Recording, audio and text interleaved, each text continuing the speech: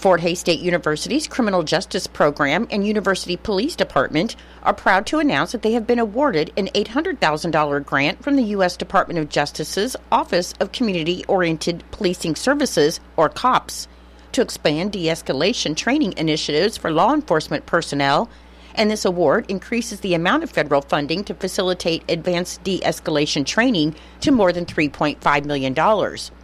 This grant will enable the Central Region Training Center of the National De-Escalation Training Center, housed within the Criminal Justice Program, to expand evidence-based de-escalation techniques and training programs that are aimed at improving officer safety, reducing use of force incidents, and strengthening community trust. The training emphasizes traditional procedural justice, crisis intervention, and rapid personality identification through communication skills, conflict resolution, and scenario-based exercises to better prepare officers for dynamic, real-world situations. These efforts align with national goals to improve public safety outcomes while reducing unnecessary confrontations and injuries. The Central Regional Training Center has trained nearly 3,000 law enforcement personnel from across the United States and just under 1,000 in Kansas in advanced de-escalation since receiving the first Regional De-Escalation Training Center grant in 2021. And the most recent award has positioned Fort Hays State University to develop training hubs outside of the immediate region to increase the number of law enforcement and emergency personnel trained in de-escalation. The COPS office has long been a leader in advancing community policing and officer training across the United States, and through grants like this, law enforcement agencies are provided the resources necessary to innovate and implement strategies that improve both officer and public safety. U.S. Senator Roger Marshall of Kansas is proud to announce that $3,263,176 in federal funding from the U.S. Economic Development Administration to the Kansas Forest Service, in partnership with Kansas State University, has been allocated for the construction of a new workforce development facility to support natural resource and wildfire risk management. Senator Marshall said the Kansas Forest Service provides invaluable manpower, equipment, resources, and expertise to help local firefighting units across Kansas battle fires of all types. So this new facility is not only providing invaluable training opportunities, but will allow the Forest Service to continue its important work of overhauling used equipment for use by local fire departments. The new Kansas Forest Service facility will include a larger, modernized fire equipment shop to allow the agency to continue its work of retrofitting used military equipment for use by local fire departments. It will also include an emergency response training lab and classroom for continued workforce development and instruction, which is in line with the state's Wildfire Task Force recommendations for improving wildfire mitigation and response efforts. Information about the 2025 Kansas Legislature and legislative session is only an email, online chat, or phone call away as the legislative hotline for Kansas at 1-800-432-3924. Kansas's legislative hotline is a trustworthy resource for state residents with questions about the Kansas legislature, and it is staffed by professional reference and research librarians. Kansans are encouraged to call the legislative hotline to learn who their legislators are and to access their legislative contact information, check the status and history of bills, understand the legislative process, locate historical information, and other inquiries related to Kansas government. State librarian Ray Walling said it's critical for Kansans to have access to accurate and timely information about state government and issues that matter to them most. And by using the legislative hotline, Kansans can be assured that they will get the information they need from a trusted source, trained librarians from their state library. Kansas residents can connect with the legislative hotline by phone at 1-800-432-3924, online, chat at library.ks.gov/chat, and by email, infodesk@ks.gov. Live assistance is available Monday through Friday from 8 a.m. to 5 p.m., and messages left by voicemail or email are promptly returned on the next business day.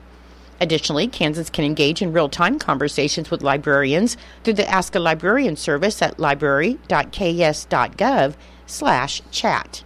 In Nebraska news, a Hastings man who is charged with sexually assaulting 2 minor girls over the course of 3 years has been sentenced.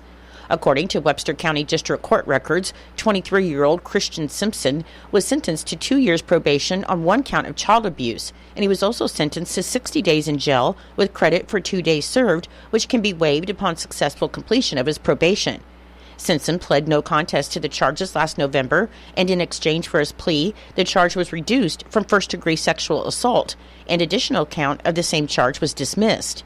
According to the arrest affidavit, in November 2023, a Nebraska State Patrol investigator began investigating sexual assaults that occurred in Guide Rock between 2012 and 2015 and involved 2 girls who were as young as 3 and 5 years old at the time. The affidavit said that both minor girls were interviewed at First Light in Grand Island, and it was determined that they were sexually assaulted by Simpson between 2012 and 2015. On January 1, 2025, Nebraska's Division of Medicaid and Long-Term Care launched the Prenatal Plus program aimed at supporting Medicaid-eligible pregnant mothers identified as at risk for negative maternal or infant health outcomes. The program looks to reduce issues like low birth weight, preterm birth, and adverse birth outcomes by addressing lifestyle, behavioral, and non-medical factors affecting maternal and infant health. Eligibility for the Prenatal Plus program is limited to pregnant women enrolled in Medicaid who have been designated as at high risk by their health care provider. And notably, individuals in the 599 CHIP category are excluded from participation. The Prenatal Plus program offers 5 key services eligible for reimbursement under Legislative Bill 857. General patient education and health promotion, nutrition counseling, psychosocial counseling, and support breastfeeding. Also includes targeted case management. Nebraska Medicaid Managed Care Organizations, or MCOs, will conduct virtual training sessions for providers, and details on how to join those sessions will be added to the MCO's website in the coming weeks. To learn more about the Prenatal Plus program, eligibility information, and services, you should contact your medical provider. On Thursday, Governor Kelly ordered flags throughout the state of Kansas to be flown at half-staff immediately until sundown on Thursday, February 6th, in honor of those who lost their lives in the tragic plane crash near Washington, D.C. on Wednesday night. Governor Kelly said Kansas mourns a tragedy, and she's devastated by the event that unfolded Wednesday night. She said she extends her deepest condolences to the victims' loved ones and thanks the more than 300 brave first responders in the Washington, D.C. metropolitan area who were on the scene immediately. She said this is a sad day for our state and our nation. Lieutenant Governor and Secretary of Commerce David Tolan encourages job seekers and employers interested in warehouse, transportation, and wholesale trade occupations to take part in February's job fair hosted by Kansas Works from 8 a.m. to 5 p.m. on Wednesday, February 5th. Tolan said Kansas is a central hub for these essential occupations, and companies in these industries are actively looking to fill vital roles. He said this month's job fair is the perfect opportunity for professionals interested in pursuing new opportunities, and there are plenty of options to choose from across Kansas. The virtual job fair allows anyone searching for a position to fill out applications, chat live, and interview with participating companies. The virtual job fair portal features helpful information such as a job seeker training video, a list of participating employers, and channels for attendees to register and log in, and job seekers are encouraged to dress professionally as employers may request to engage in a video interview.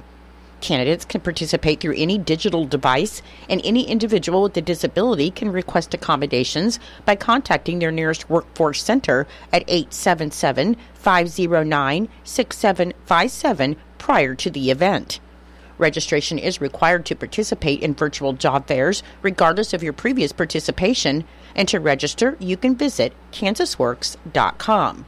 The Super Bowl is a time for people to gather and cheer on their favorite team. However, before the game kicks off on February 9th in New Orleans, the Kansas Department of Transportation wants to remind everyone to make a game-winning plan to drive sober, as alcohol-related crashes are preventable.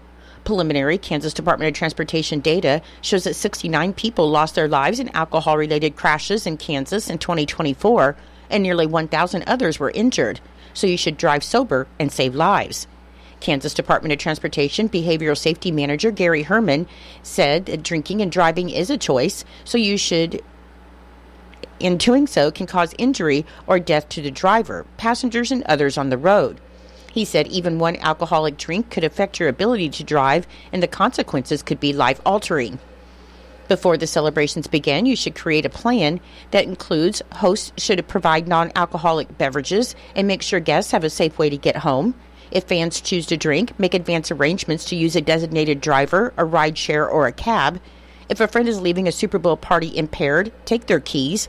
And if you see an impaired driver on the road, contact law enforcement. Herman said to remember that in addition to affecting other lives, a DUI can cost thousands of dollars and impact your job as well as the rest of your life.